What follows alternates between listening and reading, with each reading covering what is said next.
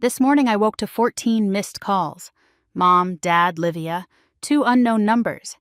2 weeks ago they watched me leave without blinking. Now they wanted me back. 2 weeks earlier, Livia was live on the cream sectional, ring light bright, voice sweet. Our parents sat close, nodding like trained witnesses. I stood in the doorway with reheated tea, practicing my quiet.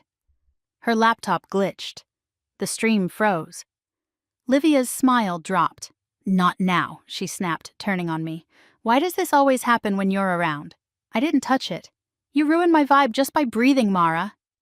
I looked to our parents for a reality check. My mother rose instead, smoothing her cardigan. "She's right. Every time something good happens, you find a way to ruin it. You've ruined her life," she said. "You've ruined ours." My father said nothing.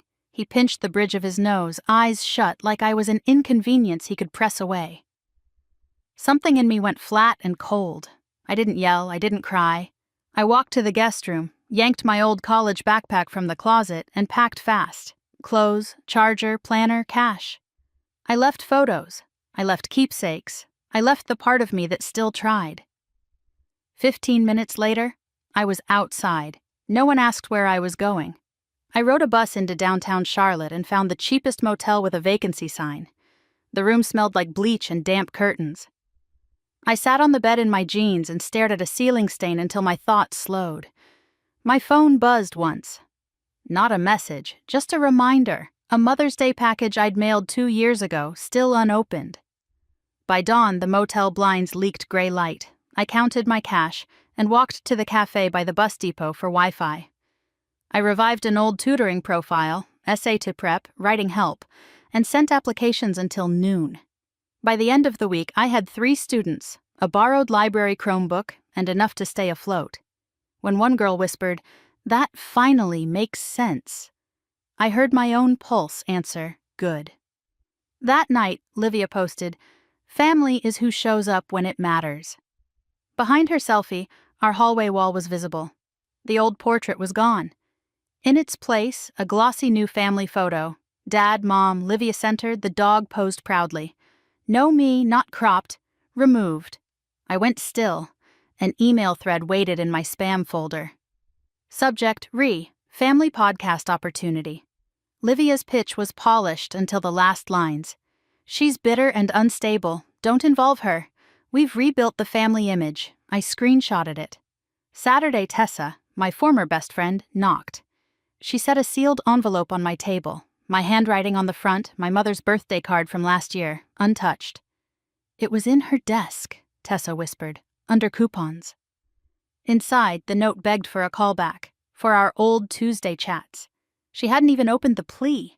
Then she spread printed pages across the bed. Livia's new Success Academy site. My diagnostic rubric, my diagrams, my exact headers, copied clean. This morning the 14 calls started. The last voicemail was Dad, strained. "Your sister's being accused of plagiarism. We need you to fix it." I opened my laptop, hunting for proof, and found a folder I'd forgotten. Eleanor, legal. Inside waited a scanned will, my grandmother's signature steady as a promise. The will wasn't sentimental, it was specific. Eleanor had named me the sole owner of every tutoring framework we built together, all preparatory materials and teaching designs, and she'd signed it 5 years before she died. My mother hadn't misplaced me, she'd filed me away.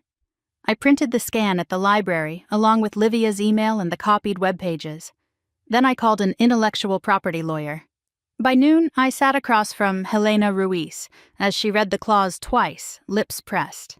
"You don't need to rescue them," she said. "You need to notify them." We drafted a notice of ownership, attached the will, and sent it to Livia, her host, and her branding agency. I didn't add a speech, I didn't plead, I stapled proof to paper. My hands never shook once that day. That night, my family knocked on my motel door. My mother looked used up. My father stared at the carpet. Livia's eyeliner was smeared, her shine leaking. "Family forgives," my mother began. "Family opens letters," I said, lifting the sealed birthday envelope. "Family doesn't erase." Livia flinched when I slid the printed screenshots into her hands. "Fix it," she whispered. No, I told her. I'm fixing me.